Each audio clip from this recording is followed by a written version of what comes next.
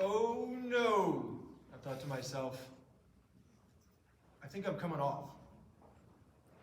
It was a beautiful day, some 10 or 15 years ago. I was riding a very sweet horse named Jesse. He was really wonderful, except that sometimes he would start bucking.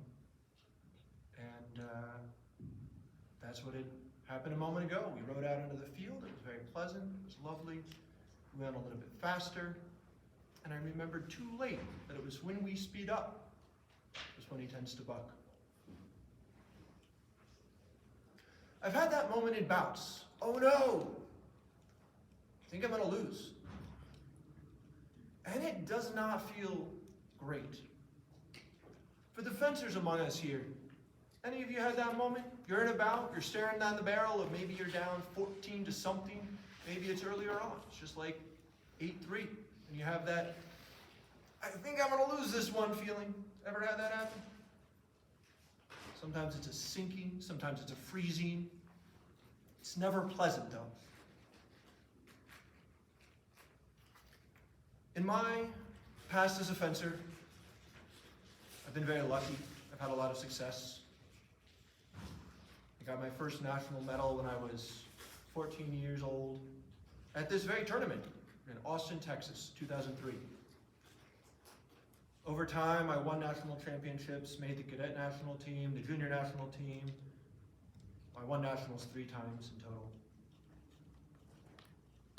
I had a lot of wins, but I had so many more losses. It was very important for my eventual success that when I lost, I was able to learn from it and grow, rather than become stuck in the frustration of those losses. Now, I was in a very supportive club environment that really cultivated that attitude of, you're going to lose, you got to learn from it. And I think I was very lucky in that. Unfortunately, not all fencers, not all athletes are able to have such a environment to cultivate perspective on competitions. See, in fencing, most people lose most of the time.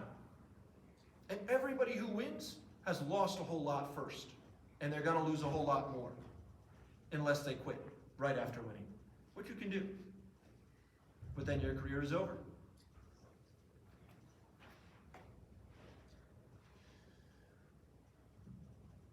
There were a few shifts over time, or a few pieces of perspective that I had that I think really helped me in managing my own reaction to loss, being able to learn from it, and come back stronger to do better next time, or hopefully. Sometimes I did, sometimes I didn't, but there was always the hope. I'm going to come back to some of those in a few minutes, but I want to finish that story I started a minute ago, because I was right. I came right off that horse, landed in the dirt, and it wasn't as bad as some of my losses have felt, but it wasn't great. See, I grew up riding horses, and that might have been part of what helped my perspective with fencing, because I knew from a very early age, you're going to fall off. In fact, there's a saying, if you're a good rider, you've fallen off 3 times. It means if you haven't done enough riding to fall off, you haven't really got the experience to be a good rider. I would say if you're a good fencer, you've lost plenty. But the other piece of that was, if you've ever heard the expression, get back on the horse, it's not figurative. You fall off a horse, you get right back on. Doesn't mean you have to do everything you were doing when you fell off, but you have to get back on that horse to remind yourself that you can do this. You have to get over that fear right away, or else it can eat at you, and you might never ride again. For those of you who haven't been lucky enough to know or ride horses, it's a phenomenal thing to do, and horses are amazing and very healing creatures. If you ever have the chance, I recommend it. And if you ever fall off, get back on. Don't lose that opportunity to fear. In the same way, if you lose a bout, if you lose in a competition, don't give up on the sport, which is so much more than simply an opportunity to get a medal or some recognition or travel to exotic places and meet interesting people and hit them. I think of fencing, yeah, I love it, it's a sport, I have a lot of fun, but ultimately it's a way to grow as a person. And I think that is part of the attitude that helped carry me through so many losses over the years. I would say there are three major components to that attitude. The first is what I just said. Fencing is part of life, it is not all of life. It contributes to the rest of what you're doing. It doesn't replace it. Your success is not totally based on whether you're a fencer or good at fencing. And any failure you have in the sport doesn't decide who you are as a person either. But it is a phenomenal way to learn how to face failure, because you're going to face many more failures in your life than you ever do just on the strip.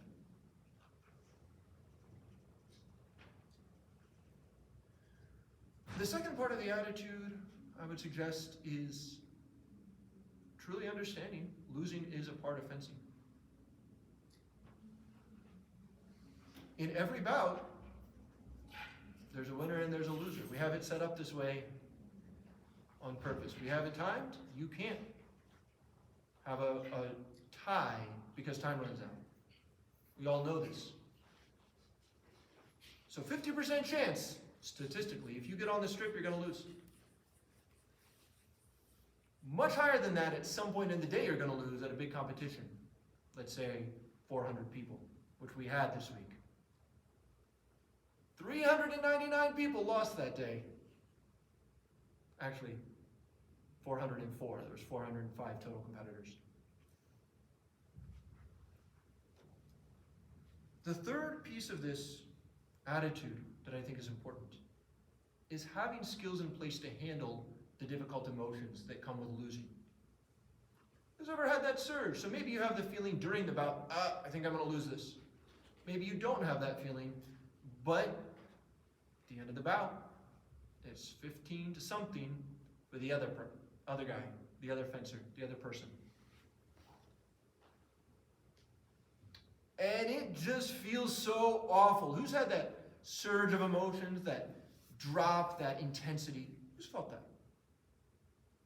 Maybe you're not a fencer, but you've watched a fencer you support, and you felt that. And I think it's very important to practice skills that can help us handle those situations. There's a fencer I knew at a club I fenced at who was notorious for blowing up if he was doing badly or if he was frustrated. Really going off. And I think it became a part of his identity, which was unfortunate because it was not a good quality to have and did not represent his club well or his coach in a positive light. But I don't think anybody ever told him how to do differently. I don't think he was given any strategy for handling the intense experience of losing and getting frustrated.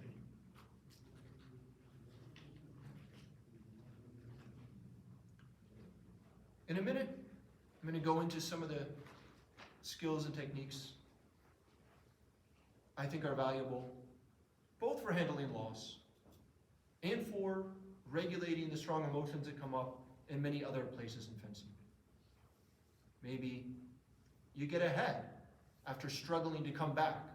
Who's had that surge of intense feeling right there? Or you're on the other side of that. You've been leading the whole bout. It's 13-12 maybe. Your opponent gets that touch, ties it up. Sinking feeling. The opponent gets one more touch, 14-13. Oh no, what are you going to do? Ever had that happen? Ever panicked? Ever started to freak out and lost? Not because you couldn't get that next touch, but because you froze up? Each of the skills we're going to talk about, you can use to regulate and adjust your emotions in any of these situations. But I have one more thing to say about attitude first, which is losing is not just a part of fencing. It's a vital and a valuable part of fencing.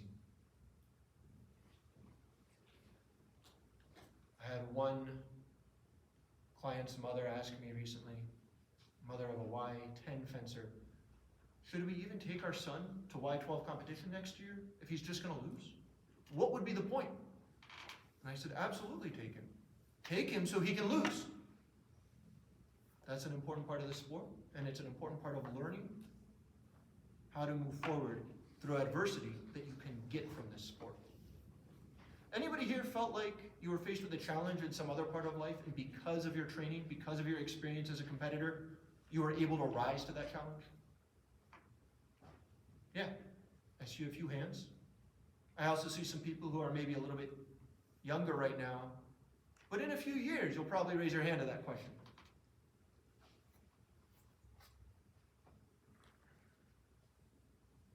Oh, there's one other piece I forgot to mention, which is the primacy of this competition.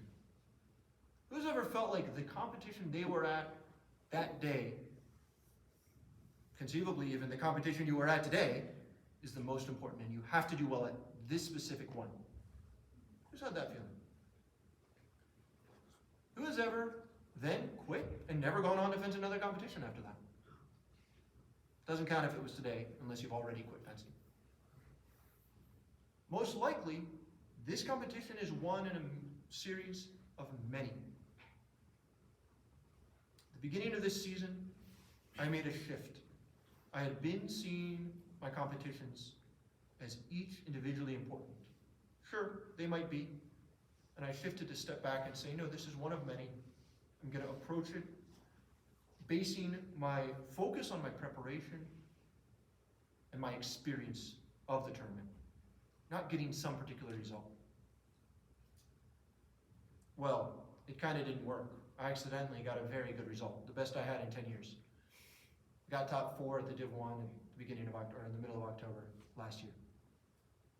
I was very happy with that, but it wasn't because I put pressure on that competition. It was because of the opposite. So I realize I'm here talking about loss, and I just threw in turns out this was very successful, which is kind of the opposite.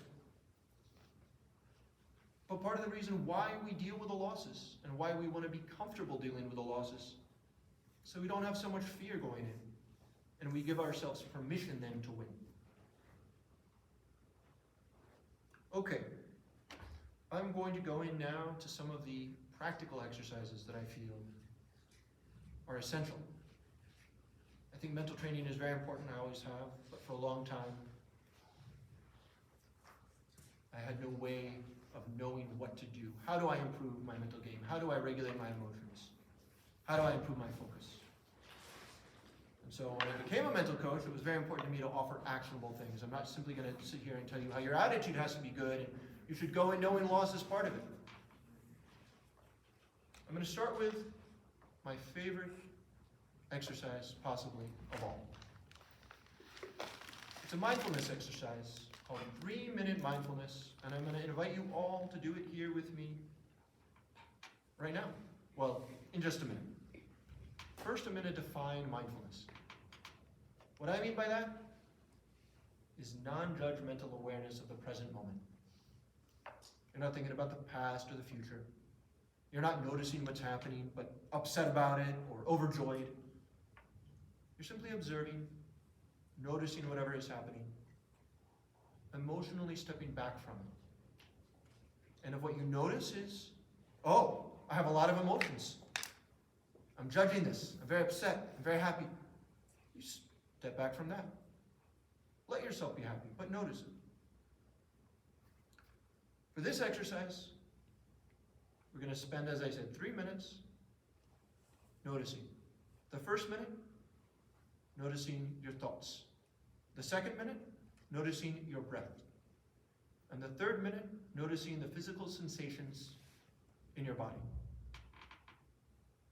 Before we do that, though, take a moment and get comfortable. You're going to sit without moving for 3 minutes, ideally. So make sure you're in a good position to do that. Once you have, sit up so your back and your neck are straight. Take a nice deep breath. Close your eyes. And bring your attention to your thoughts. Noticing whatever is passing through your mind. Observing without judgment. You may notice your thoughts are racing, going from one thought to another,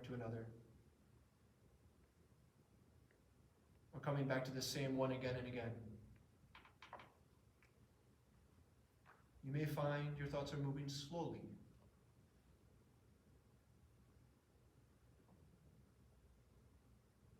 Whatever you notice, simply observe without any effort to change.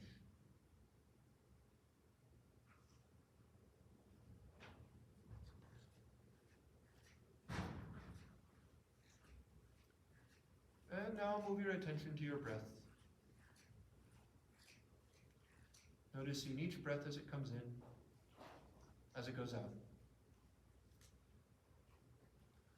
You will find that often your attention wanders. You may become distracted by some other thought. This will always happen. It is normal.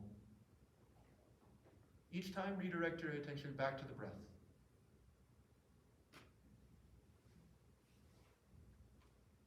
This is an exercise of focusing and refocusing.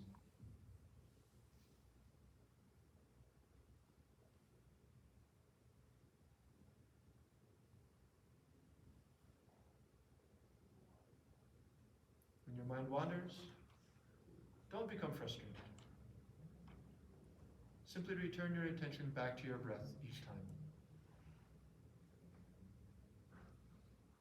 And now move your attention to your body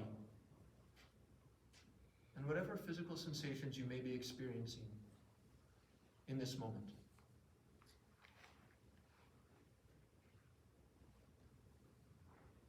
You may notice the sensation of the clothes you're wearing against your skin, or the chair you're sitting in. You may have tension somewhere, or feel relaxed. Whatever you notice, simply observe without judgment, without any effort to change.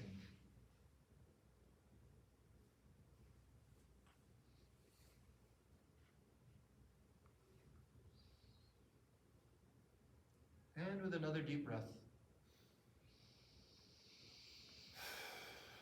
open your eyes and let your attention come back to the room.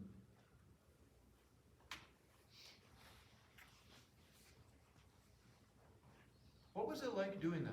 Taking a moment away from the world around and simply observing your own experience.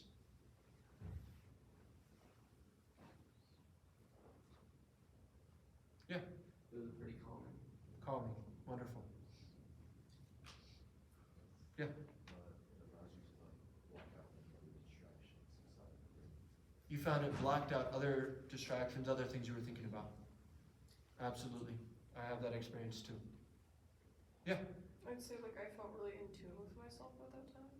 You felt connected with yourself. Yeah. Wonderful. Yeah. I feel more like awake and aware now. Like I can see things in more like a different time. More awake and aware, which is interestingly in contrast, but also I think in conjunction with more calm and more relaxed for some people. I was thinking about what you said, that like the thoughts were like racing, and so having an opportunity to focus on the thoughts, to try to like grab one as it's racing by and be like, then like actually look at it, figure it out. You know, that was good. So it gave you a chance to see what was happening in your head, and rather than sort of being caught up in the stream. Yeah, to kind of like isolate like a thought and then look at it in more depth. Gotcha. Awesome, thank you. What else did you notice in that experience? guess there was a lot, I guess for me, I don't know if this applies to everyone else, but like, for me, there was a lot of interference in terms of like thoughts, like when I was trying to focus on my breathing, sometimes thoughts would get involved, or when I was trying to like, get in tune with myself and like, kind of like think about like what my body is doing right now. It seems like sometimes like my breathing was like, so I guess there's a lot of interference involved. Yeah, so a lot of other things going on besides this one thing at a time that we're trying to focus on. Absolutely. The word interference, I like that. I think it applies well. And with practice, we can become better at this skill. We can become better at this skill of letting go of whatever else is happening around us or within us and focusing on one thing at a time. What are some ways that might apply in fencing? Oh, come on, this one's obvious. There's a few. Yeah. I mean, I know a lot of times when I'm like down and about, I find it hard to kind of get past the idea that I'm losing and I need to do something and focus on, okay, what do I need to do to get the next touch? I love that. I don't love that that happens to you, but I love your insight. That when you're down, it's hard to focus on what you need to do when you get caught up in thinking, I need to come back, I need to get touches, I need to win. And it sounds like maybe you get a little overwhelmed by the stress of being down. So what difference do you think it might make to step back into non-judgmental observation? It might help me like accept, okay, I'm down, and I can kind of like, I don't know what you said, you can pick the racing thoughts out of, and figure, okay, well, I recognize that this person always makes a counterattack when I do this action, so I can do a counterattack action or something like that. So step back from the stress and racing thoughts and be more aware of the situation as a whole. Now I love this, and I'm going to come back to your answer in a moment, but I want to make the point here that this brings up perfectly. That when we are under stress, the brain shuts down a little bit. Sometimes it shuts down a lot. Who's ever had that feeling? You're not imagining it. Parts of the brain become less active under stress, and specifically the parts of the brain that are involved in rational thinking, decision making, and creativity. Who's ever heard that creative fencing is good, or you want to get good creative touches? Who's ever watched about and thought, wow, that was normal fencing actions, but somehow it felt creative? This is accepted in the research that is a necessary part of high-level fencing, but it's so hard to do under stress. And yes, stepping back and observing can let that settle down a little bit so we can get to that creative place and fence the way we want to fence.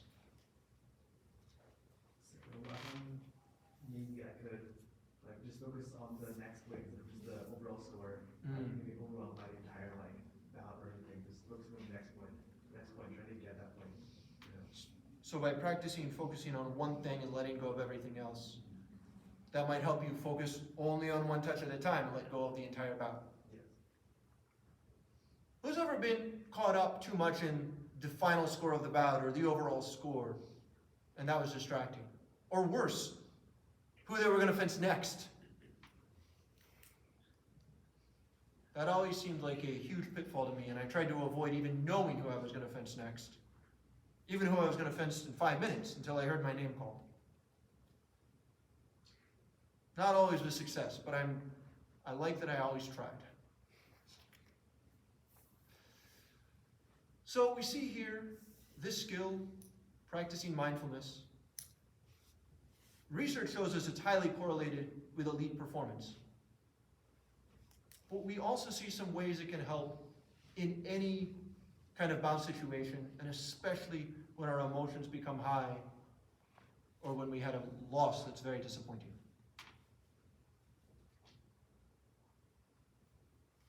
Now, that's not just to say, hey, do 3-minute mindfulness if you're having a rough time or if you had a bad loss. Because it comes back to what I said earlier, you have to practice. You have to have this skill in place, ready to be used. So I also want to offer something you can do. Of course, it will help if you practice. But you can do it with no practice, and it will already help you. And that is a technique called box breathing. Who's heard of box breathing before? A few of you. Great. There's a lot of variations on this. We're going to do one very simple one. I teach this the same way every time. I do this with many of my clients in my one-on-one coaching because it has a lot of application. Unlike mindfulness, we're not just observing. We're actively changing something. We're controlling the breath. Now, does anybody know why controlling the breath is so valuable for regulating our emotional state and controlling our reactions? Yes? I'm just gonna guess and say like it gives you something to focus on. It's like That is a huge part of it. It gives you something to focus on, and not only something to focus on. If you have a rock in your pocket, you can focus on that, and that will help. But it turns out your breath is very important to keeping you alive. And your attention goes first to what is going to keep you alive. So you'll notice if you're really, really, really thirsty, you might have a lot of your attention distracted by that. But if you stop breathing, your attention is going to go to that very quickly, even if you're very angry or very upset or very stressed. So by limiting or controlling your breath, you will bring your attention to that one thing very quickly. Yes, it gives you something to focus on. Now there's one other piece to it.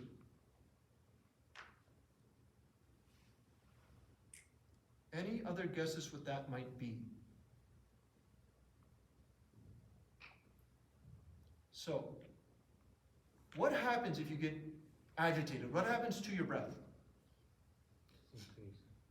It increases, yeah. Sometimes. Usually it changes in some way. A lot of times it will get faster. Sometimes it will catch. Sometimes you might notice people under stress hold their breath. Have you ever seen somebody do that? Or has that happened to you? You have to remind someone, breathe! So when you're upset, your breath changes. And there's always going to be a relationship between what is happening in your mind, in your emotional state, and in your body. And your breath is an integral part of that. So by controlling what's happening in our body, specifically with the breath, we can affect our emotional state. So, how does box breathing work? And why is it called box breathing? It's because you breathe in, you hold, you breathe out, and you hold, all for the same amount of time. Almost like you're drawing a little box, figuratively speaking. So we're going to do that for 4 seconds, or a count of 4. And we're going to do 5 breaths like that right now. Now, if it is very difficult for you to hold your breath for 4 seconds and make it steady, give yourself a little bit of a break. Whatever you need to do.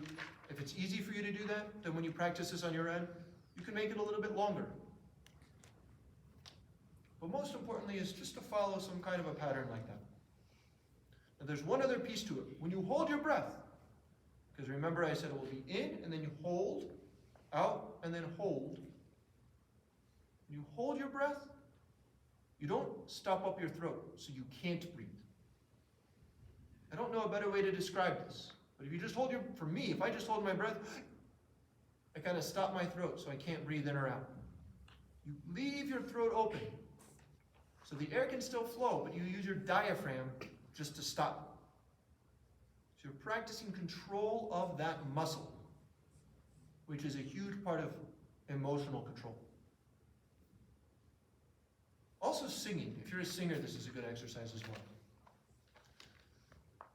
And you will try to breathe steadily in, hold, and steadily out for the whole count. Okay, we're going to jump right into that now, 5 times. And I'll show you with my hands as well where we are in the breath. So, go ahead. Breathe in, 2, 3, 4. Hold, 2, 3, 4. Out, 2, 3, 4. Hold, 2, 3, 4. In, 2, 3, 4. Hold, 2, 3, 4. Out, 2, 3, 4. Hold, 2, 3, 4. In, 2, 3, 4. Hold, 2, 3, 4. Out, 2, 3, 4. Hold, 2, 3, 4. In, 2, 3, 4. Hold, 2, 3, 4. Out, 2, 3, 4. Hold, 2, 3, 4. In, 2, 3, 4. Hold, 2, 3, 4. Out, 2, 3, 4. Hold, 2, 3, 4. Relax and breathe normally. What was that one like? Yeah. I found it very interesting. So when I did it the first time, I realized when I was kind of going to the second, my jaw was like clenched, like I was really tense. And then as we continued on, I just got more and more relaxed. So you noticed a lot of tension at the very beginning, and you found yourself becoming more relaxed over time. Question: did you notice you were tense and say, "Oh, I'm gonna relax," or did the relaxation happen unintentionally? So I think that I was trying in the beginning to intentionally relax, but it didn't work like that. It kind of gradually just kind of died out with the tension. So you were trying to relax, but the process, the exercise helped you along with that. Awesome. What else? What did you notice? Yeah. At first, like, you don't feel like you're used to it, it doesn't feel natural, but after a couple cycles, it starts being more like used to it. So at first it felt unnatural and difficult, and then it felt more like, yeah, I can do this, not so hard. Awesome. Yeah. I feel like I kept going from tense to relaxed Mhm. whenever, like reading in and then holding, I was pretty tense, and then reading out and holding was relaxed, and it just kept switching every time. Awesome. So you would be more tense breathing in and holding, and then less tense or more relaxed as you breathe out and held. Great. I think that having a way to cycle between tension and relaxation is extremely valuable, because for so many of us, we don't have a good way to relax. And becoming more tense and then more relaxed is one good way to practice that. Any other observations about that? Yeah. I didn't know anything about the distinction between like stopping your breath in your throat versus using your diaphragm. Mhm. So that was totally new to me. How did it feel to be doing that? Oh, interesting. I mean, I was definitely like clenching, like it was more work, but I sort of felt like I was more in control, Yeah. like control of the breath. Yeah. Exactly. Yeah. The more the exercise went on, I like heard less and less every year on, and it's kind of like just focusing on like the sound of your voice. Mhm. I could focus more. Awesome. I'm really glad you brought that up. Who else found themselves getting more and more focused in on the exercise as we did it? Who found themselves kind of getting harder, being more of an effort, like, oh, I have to focus in order to do this as we kept going? No? I guess I should have counted slower. If you do it a little bit slower and a little bit slower, or maybe you just count longer and longer, at some point you will find it's impossible to be distracted, because all of your attention is going to this vital thing for keeping you alive.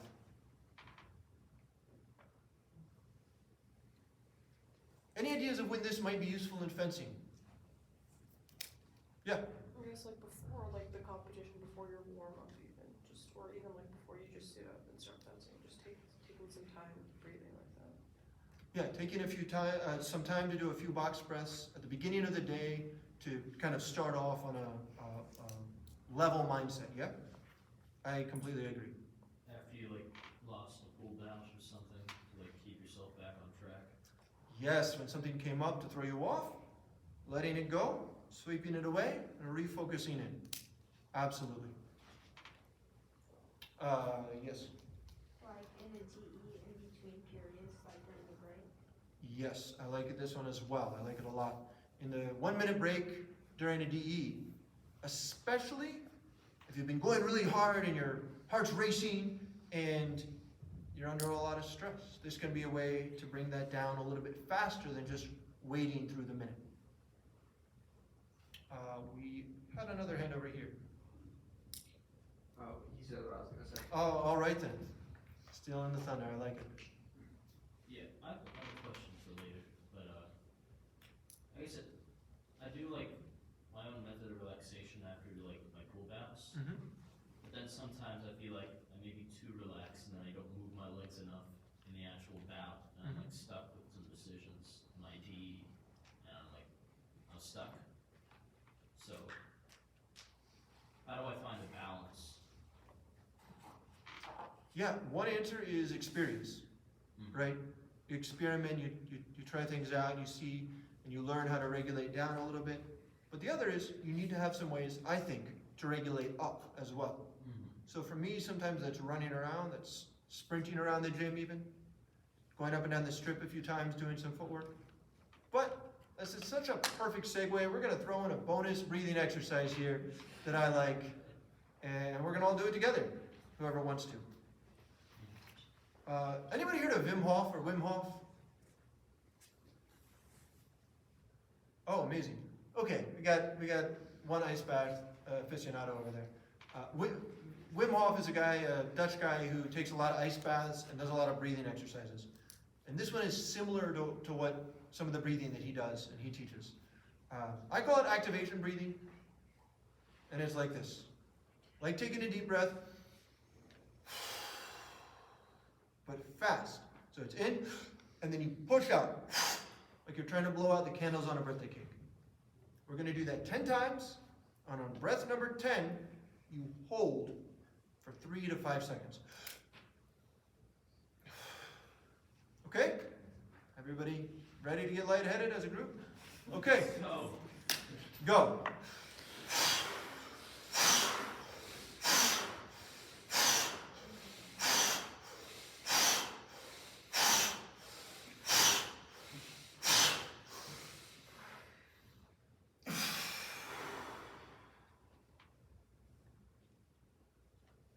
How does that feel? You feel my heart racing. Feel your heart racing. Yeah, it brings you up a little bit, right? Who felt a little bit lightheaded at the end of that? Awesome. Don't worry, it won't stay. You can get on strip and fence, you won't be dizzy.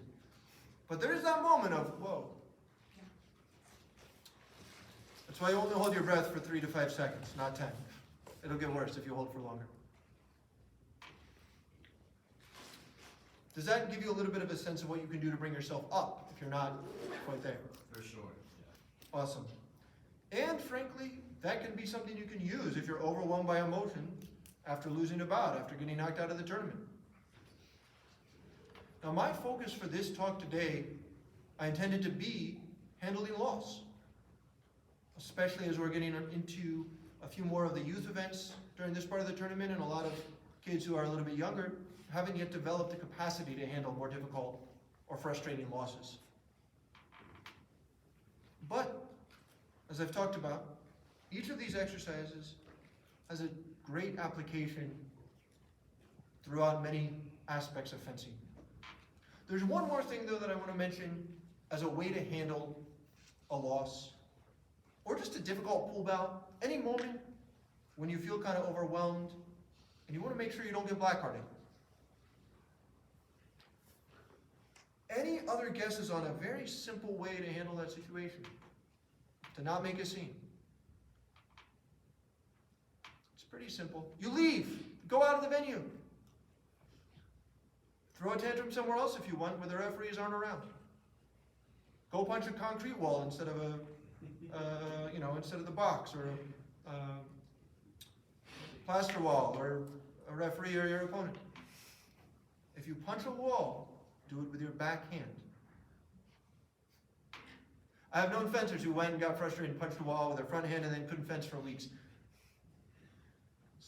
Maybe not as bad as a black card, but not great. But take a minute and just get out of there. The movement will help. The change in space will help, and you'll have a little bit of time to cool off. It would be nice if we were all in a perfect Zen state where, oh, I lose a touch, I lose a bout, 15-14, 10-9 in overtime, and I just take a deep breath and say, oh, it happens, good bout, thank you so much, great fencing. We're not all like that. Sometimes we need to just leave for a little bit. So, there's one more thing I want to share on the topic of losing and the importance of it in fencing before I wrap up and open for any other questions you may have. Which is a speech from Theodore Roosevelt. Some of you may have heard it before. This is only one part, but it speaks very deeply to me, and I think it's a very important sentiment to keep in mind. It is unfortunately gendered, but bear with that part. The credit belongs to the man who is actually in the arena, whose face is marred by dust and sweat and blood, who strives valiantly, who errs, who comes up short again and again. Because there is no effort without error and shortcomings, but who does actually strive to do the deeds, who knows great enthusiasms, the great devotions, who spends himself in a worthy cause, who at the best knows in the end the triumph of high achievement, and who at the worst, if he fails, at least fails while daring greatly, so that his place shall never be with those cold and timid souls who neither know victory nor defeat. Because anytime you step onto this strip, you might lose. And that takes courage. But the growth comes not from the winning, but from the trying. Thank you so much.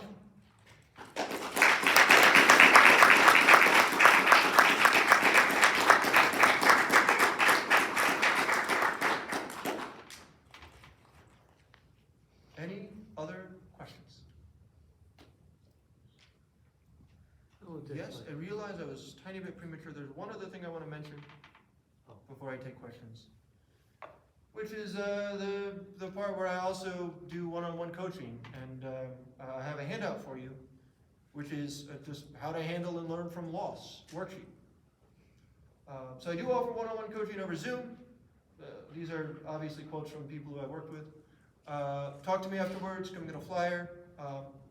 Or if you don't like that, but you do just want this resource, come and grab a worksheet on how to handle loss and learn from it. Okay, now my plug is over. Thank you for your patience. And yes, what's the question? Yeah, I want to ask, like, not like set up emotion, not after it's about, but like during, let's say, I have a situation like yesterday happened pretty often, when sometimes I should start leading in the score, and the mind says, okay, you got it, and then suddenly, like, after this, everything goes down and you start losing the score, Yeah.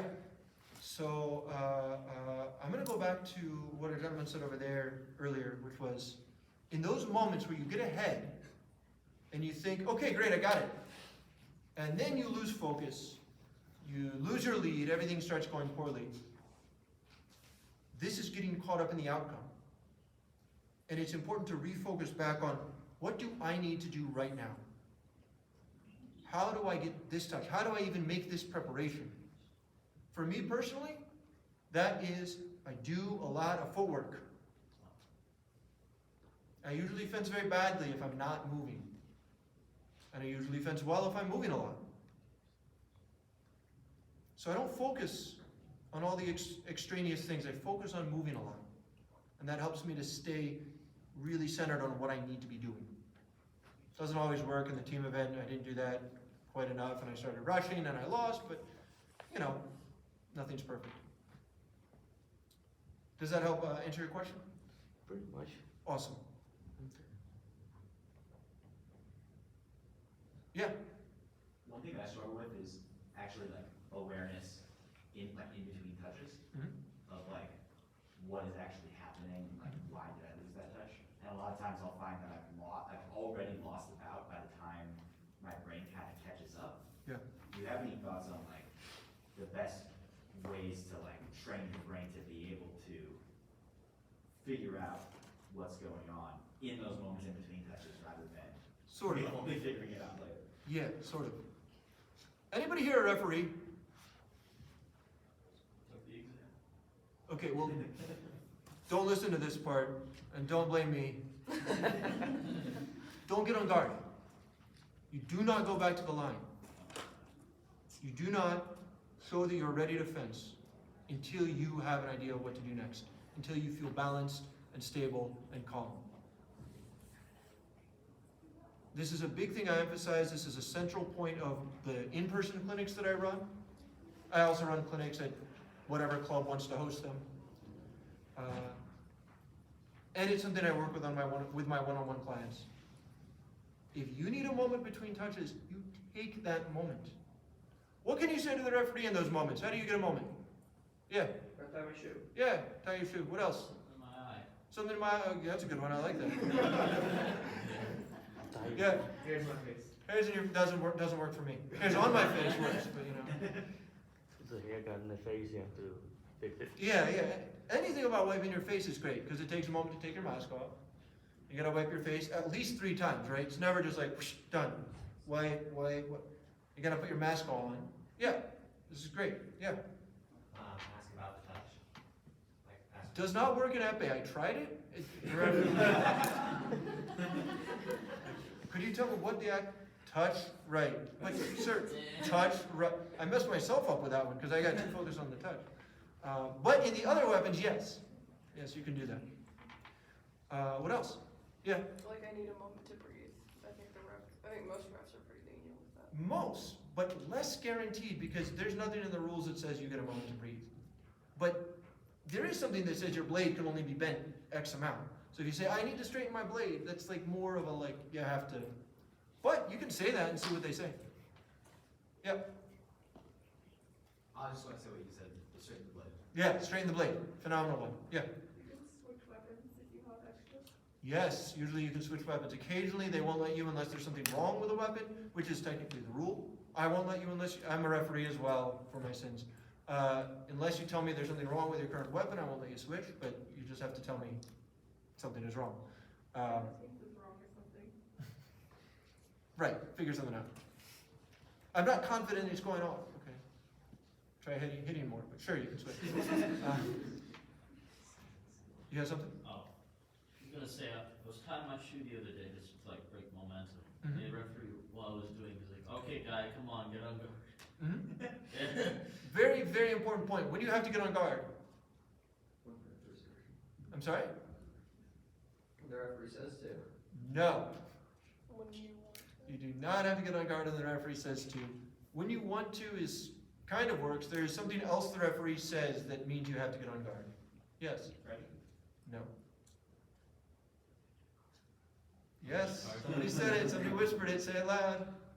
You get a card. When you get a card or when the referee says, I'm going to card you, you better get on guard, right? At that point, it's affecting your life. Before then, it doesn't matter. I told you if you're a referee, don't listen to this and don't blame me. This is just how to play the game. I did successfully get a yellow card this competition for delay of bouts. It was 14-11, I was down, maybe 14-10, and I just wasn't getting on guard until I was ready or I got a card. So, take your time to come back to the on-guard line. You can ask the referee for time, you can also just be somewhere else. Have your mask off, be at the end of the strip, whatever, until you're ready. And that will give you time to figure out what's happening. The brain does not work that fast sometimes. All right, what other questions do we have? Yeah. So sometimes when I'm fencing, I have a really aggressive style.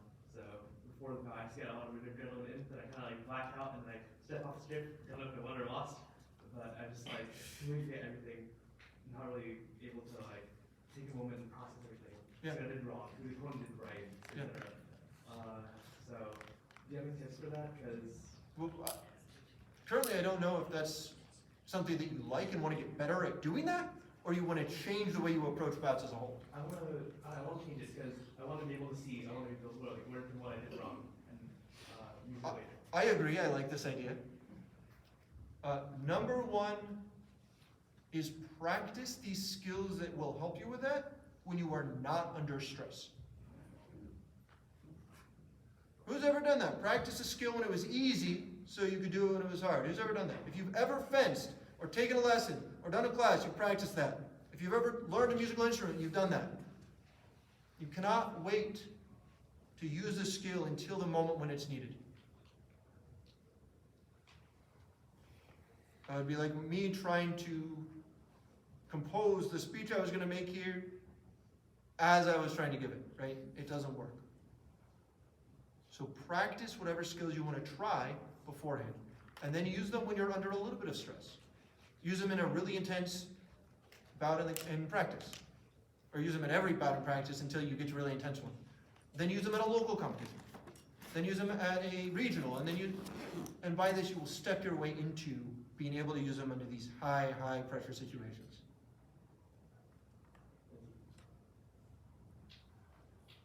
Did I see a hand all the way in the back there earlier? I guess not. But I do appreciate everybody trying to look. Any other questions? Yeah, please. What would you recommend, what's your recommendation to a fencer who has emotional, it's kind of like riding an emotional roller coaster? Yeah. Really up, really down. What recommendation would you have? The really simple answer, the really shameless answer is get a coaching package with me and I will help you even that roller coaster out over the course of 6 months.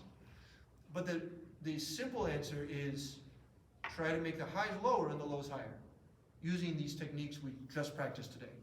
Mindfulness is not just when you're upset, or when you're depressed, or when you're worried. It's also when you get too excited.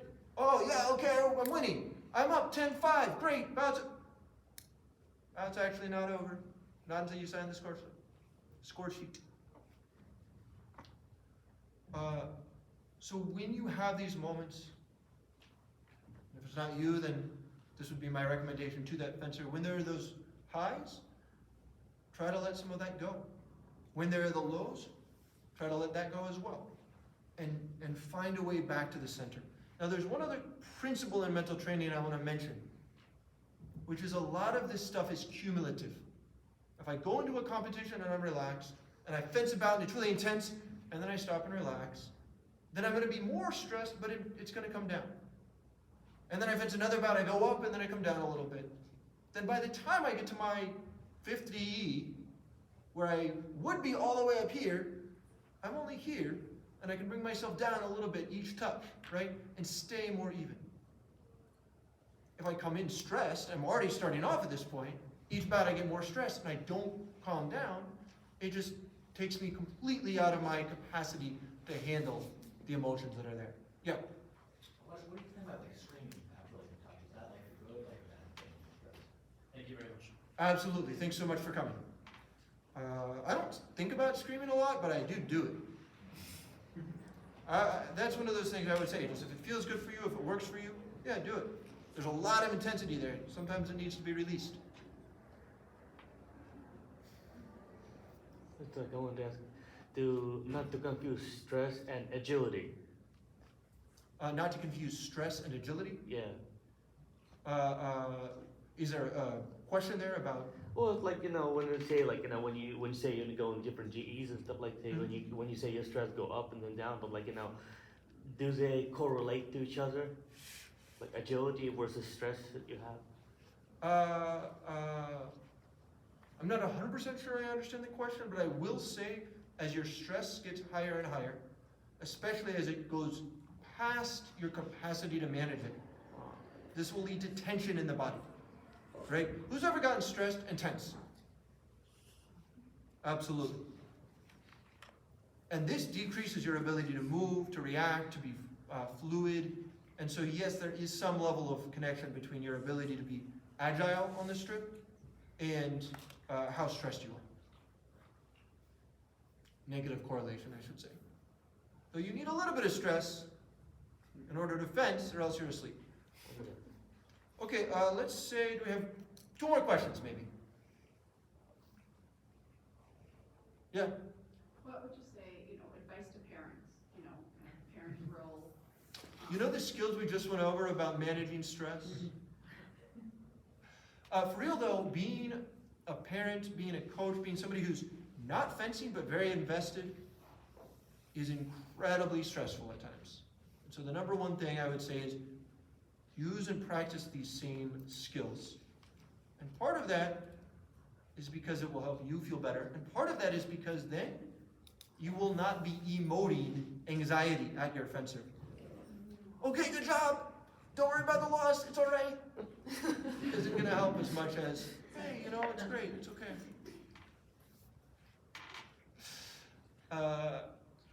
Is that the questions you were asking, or is there something? Okay, awesome. Yeah. I guess I have one question. So I guess when I get on the strip, especially in my first bout of pulls, I notice that I'm always extremely nervous, and I've kind of figured out a trend where the overall success of a competition is pretty much determined in that one bout. And I feel like if I fence someone familiar, like someone that I fenced before, I feel really confident and I feel like I can win that bout, and with that I bring better results. But if I fence someone who I think is harder, or who I've never fenced before and has an unfamiliar style, I feel like then the rest of the bouts are harder for me to come back from. Like I take like a while, I'll like lose a couple bouts and then I'll like go back up to like my normal level. So like what is your advice with that? Especially like dealing with like first bout anxiety. Several things. Number one, you mentioned the trend that your overall success in the competition depends on that bout. No. So far, that has happened. But anything could happen next time. Right. And the reason I say that is because it's so easy to get locked into, oh, this means I'm going to lose. And we want to let go of that. We want to say, oh, this means maybe I'm going to lose, but maybe I'm going to lose anyway. Maybe I'm going to win. And we want to allow for these options, because otherwise it can be really stifling. Second thing, find a routine, whether it's the same warm-up you do every single competition, which you might already do, something else you do when you step onto the strip for the first time, but find a routine that you say, this prepares me well to fence. So if I do this, I'm prepared. And you can start with a little more confidence every time. And third thing is have one specific thing within your fencing to focus on. What weapon do you fence? Foil. Okay, so well, it's a saber or epee, I would have had a thing. But let's say maybe you just start your preparation slowly. The rest of your fencing doesn't matter so much, as long as you start slowly. Or it could be you do really focus on your footwork. But focusing on the one thing that is the how, it helps you to let go of all this. Oh, this is unfamiliar, I don't know how to fence this person. Or, oh, this is an easy person to beat. I don't need to try. I don't know who else has lost to that one, but I have many times. And hopefully come away a little bit from that pressure of, I don't know how to fence this first bout. I'm going to win or lose the tournament right here. Does that give you a sense of some things you can try? Yeah. Awesome. All right, anything else before and I'll still be around for questions. I'll be downstairs in my booth a fair amount. Anything else burning before we wrap up? Yes. What about the stress of like a 14-14 situation? I don't know. That is just basically everything I've said, but times 2. Oh, okay. You know, it's more stressful. You got to step back from it. This is the only touch for this bout, but it's not the only touch of your life. What's admirable about it is not that you're winning, but that you're trying. And do not get on guard until you're ready. But one last thing about that, and then I will really shut up. Please don't wait until 14-14 to do your first mental reset of the bout. Because that is saying, this is a big deal, I need to treat it differently. I need to make it into a bigger deal. Start doing mental resets if your opponent gets 2 touches in a row. If you get 2 touches in a row. If the referee makes a bad call. If there's anything else that's questionable, stop. Even take 5 seconds. Get back on guard. Make that a habit. So at 14-14, you're not breaking your pattern. You're following it, but going a little bit further into resetting. and getting focused.